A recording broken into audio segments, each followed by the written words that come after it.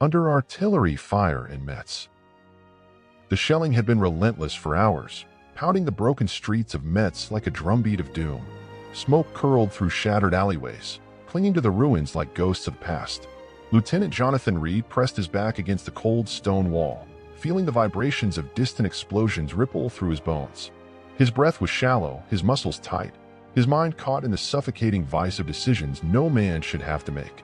The city, old and defiant, bore the scars of centuries of war, but nothing like this. The Germans had turned it into a fortress, and now, in the fall of 1944, the Americans were paying the price for trying to pry it from their hands. Reed's unit, the remnants of a company that had started this assault twice as large, was trapped. The artillery had cut them off from the main force. No reinforcements, no retreat, just the waiting, the nerve-shredding anticipation of the next shell, the next scream, the next moment that might be his last. Sergeant Paulson crouched beside him, his face smeared with soot and blood, his helmet dented from God knows what. He didn't speak. They didn't need words anymore. Just a look, a flicker of understanding in exhausted eyes. A fresh explosion tore through the building across the street, sending bricks and steel into the air. A chunk of debris whistled past Reed's head and clattered onto the cobblestones. His ears rang. Another hit like that, and the whole damn block would come down on them. He glanced down the alley where Private Murphy, barely 20, clutched his rifle like a lifeline. Kid hadn't blinked in minutes, his mouth open, lips cracked, eyes hollow. Next to him, Corporal Vasquez was murmuring something under his breath, maybe a prayer, maybe just a string of curses. It didn't matter. The radio had gone silent an hour ago. The last thing they heard was command ordering a push, but the German counterfire had turned that into a sick joke. Now it was just them and the city, locked in a deadly embrace. Reed exhaled slowly. Choices. A good officer always had choices. But what were they? Stay, and they'd be buried under rubble or picked off when the Germans finally came to mop up. Move, and they'd risk running straight into a machine gun nest or an artillery barrage. A trickle of sweat slid down his temple despite the chill. He could still hear his old instructor at West Point, drilling it into them. Indecision kills more men than the enemy. Another shell hit nearby. The ground shook. Reed clenched his jaw. He had to choose, and he had to live with it. The silence after the blast was worse than the explosion itself. Dust swirled through the alley like a thick fog, clogging Reed's throat as he forced himself to think past the ringing in his ears. They couldn't stay here. Not with the artillery zeroing in, not with the city closing around them like a steel trap. He turned to Paulson, their unspoken communication sharper now than ever. The sergeant gave a slight nod, he knew. They all knew. This position was death.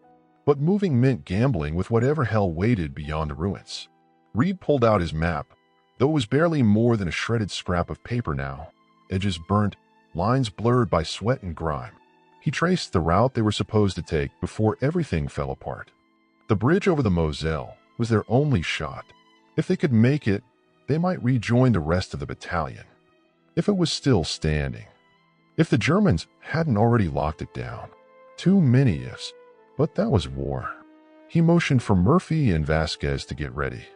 Murphy still looked dazed, but Vasquez gave the kid a rough shove. Snap out of it, man. We move or we die. Murphy swallowed hard and nodded.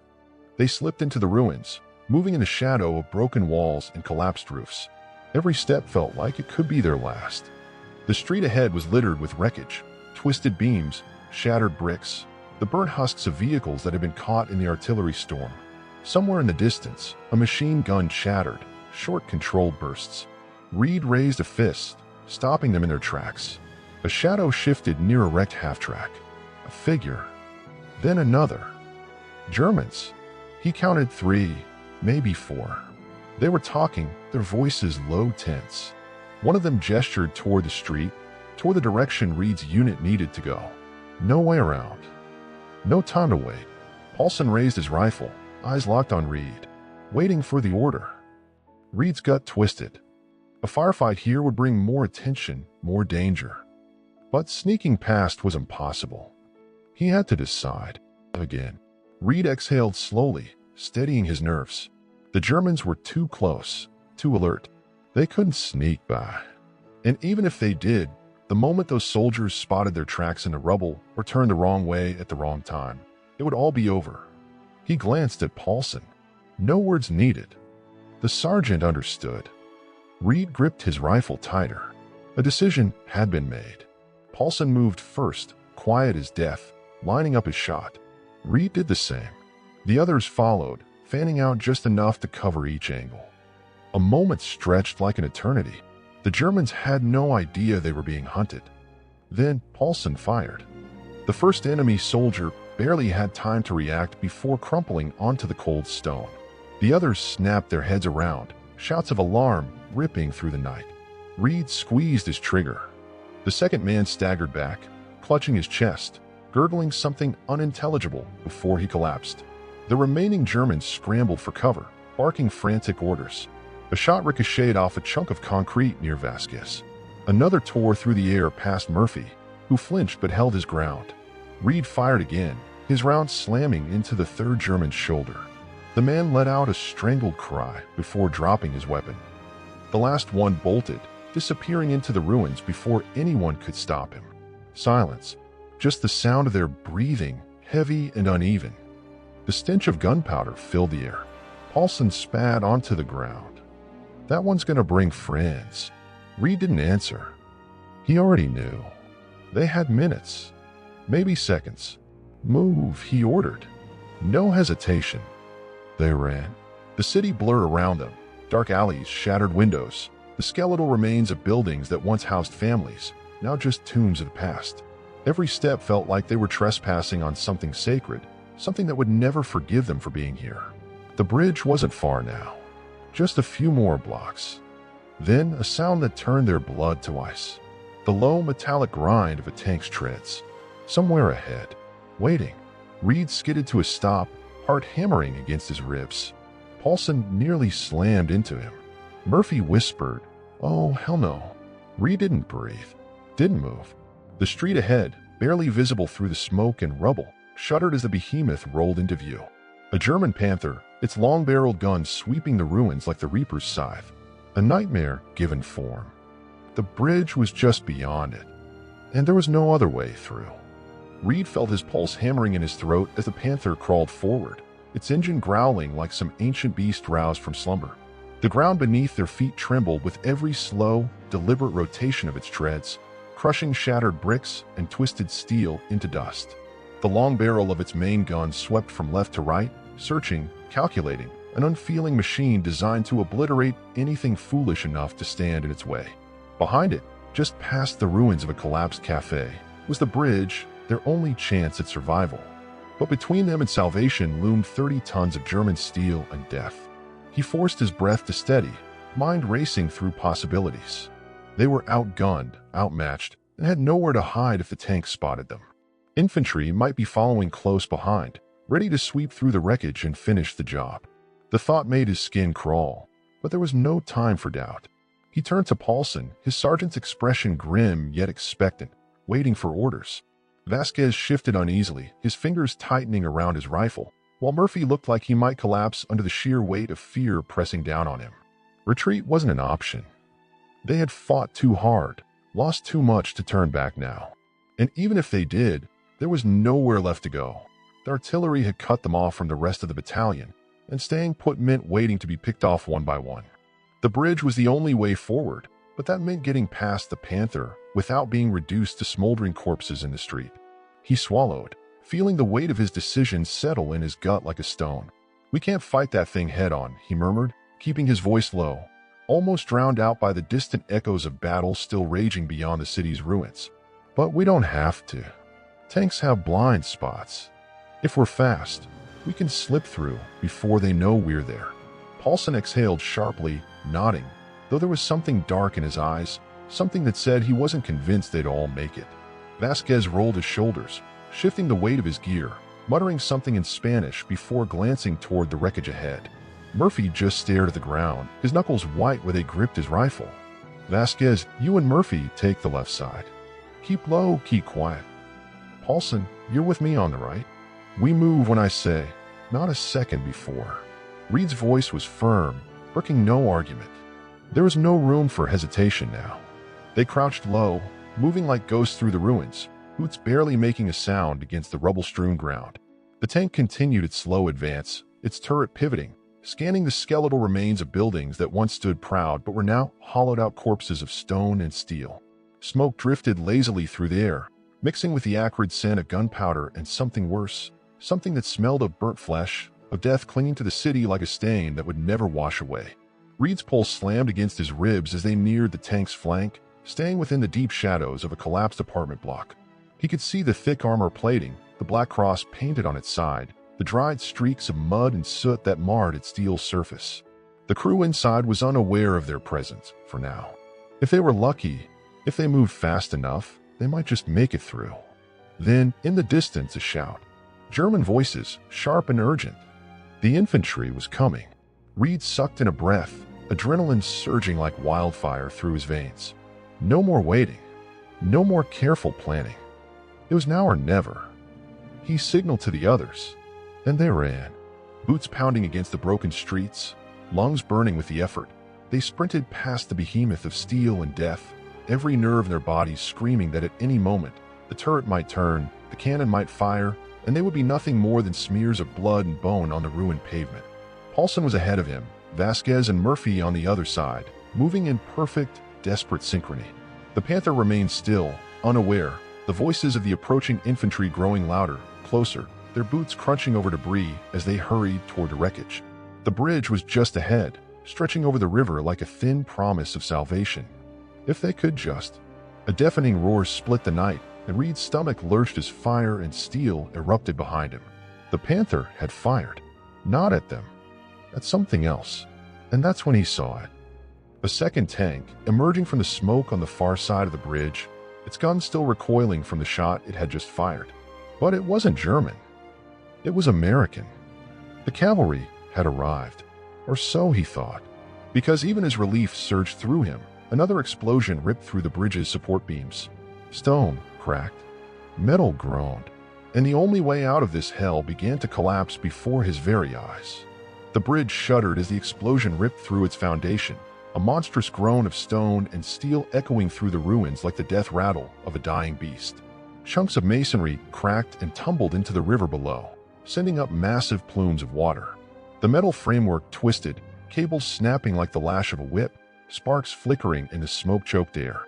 In seconds, their one escape route was crumbling before their eyes, and Reed felt his gut turn to ice.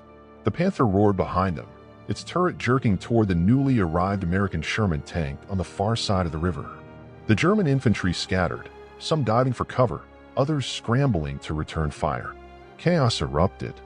A second Sherman rolled into position, its gun already turning toward the enemy armor. The street became a battlefield within seconds, the two tanks squaring off in a duel of fire and steel, machine guns raking the rubble as soldiers on both sides fought to claim whatever cover they could find. But none of that mattered. Not anymore. Because the bridge was going. Reed's legs moved before his mind caught up. Run, he bellowed, the word barely cutting through the deafening noise of battle. His men didn't hesitate. There was no time for hesitation. They sprinted, boots pounding against the cracked pavement, lungs burning as they pushed themselves toward the disintegrating bridge. The gaps between the stone slabs widened with each passing second, the structure groaning under its own weight. They had seconds, maybe less, before it collapsed entirely, before the last path to safety was gone. Paulson was ahead of him, his long strides carrying him faster than the others. Vasquez was close behind, his face a mask of determination and fear. Murphy trailed just slightly, his youthful energy giving way to exhaustion. Reed felt every muscle in his body scream as he forced himself forward, the weight of his gear dragging at him like an anchor, but he couldn't stop. None of them could stop. Another explosion ripped through the air, this one from the far side of the river. The Sherman had fired, and the Panther answered in kind. The shockwave nearly sent Reed sprawling, but he caught himself, pushing forward even as debris rained around them. The bridge groaned, one side sagging dangerously. The supports were failing. Paulson was the first to reach the gap where the blast had torn through the structure. Without stopping, without hesitating, he leaped. For a terrifying second, Reed thought he wasn't going to make it. But then Paulson's hands caught the jagged edge of the remaining stone, his body slamming against it hard. He gritted his teeth, fingers clawing for purchase, muscles straining as he hauled himself up. Vasquez was next, barely slowing as he launched himself over the gap. He landed hard on the other side, rolling with the impact before scrambling to his feet. Reed turned to Murphy. The kid's face was pale, eyes wide with fear as he stared at the chasm before him. The drop into the river below was dizzying, and with the bridge's structure failing, one wrong move meant death.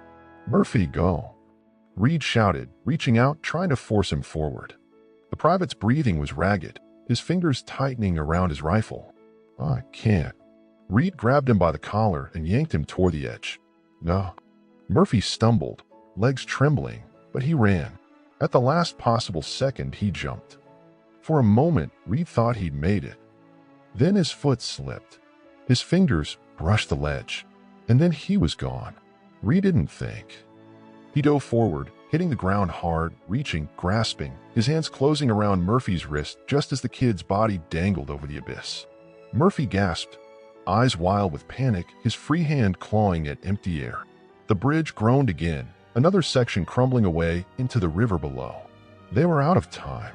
Reed gritted his teeth, every muscle in his arms screaming as he held Murphy's full weight. "Hold on," he growled, trying to shift his position to gain leverage. Murphy's fingers tightened around his forearm, but his grip was slipping. The sweat, the dirt, the blood, they were all working against them. The bridge was shaking, crumbling. If they didn't move now, neither of them were getting out alive.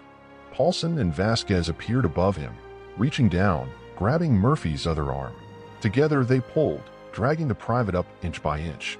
Murphy gasped as his feet finally found solid ground, his body collapsing onto the fractured stone. Reed didn't stop. He grabbed Murphy by the vest and hauled him up, shoving him toward the other side. Then the final support beneath them gave way.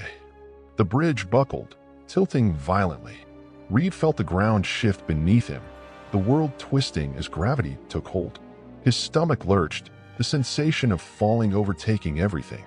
He hit something hard. Pain shot through his ribs as he rolled, barely able to comprehend what was happening before strong hands grabbed him, yanking him forward. Then he was on solid ground. Not the bridge, the far side. He barely had time to breathe before the last remnants of the structure gave way with a final shuddering groan, the sound of stone and steel crashing into the river below deafening. A massive wave surged up from the impact, water splashing onto the ruined banks. Smoke and dust billowed into the air, choking the sky. Reed lay on his back, chest heaving, staring up at the gray, smoke-filled sky. They had made it. Just barely. Paulson stood over him, offering a hand. Reed took it, letting the sergeant haul him to his feet. Vasquez was leaning against a broken pillar, breathing heavily, his uniform streaked with dust and grime. Murphy was on his knees, staring at the spot where the bridge had been moments ago, his hands shaking. Behind them, the American tanks rolled forward, their guns thundering, their machine gunners cutting through the remnants of German resistance. The battle wasn't over, but for Reed and his men, this fight was done. He turned, looking at the destruction they had left behind. Metz, the ancient city, had been torn apart once more by war, its streets soaked in blood, its buildings reduced to ash and rubble. The echoes of history whispered through the ruins, reminding him that men had fought and died here long before them, and would again. He exhaled slowly, then turned away. There was nothing left for them on that side of the river. Without a word, without looking back, Lieutenant Reed and what remained of his unit walked into the smoke, disappearing into the war that had yet to end.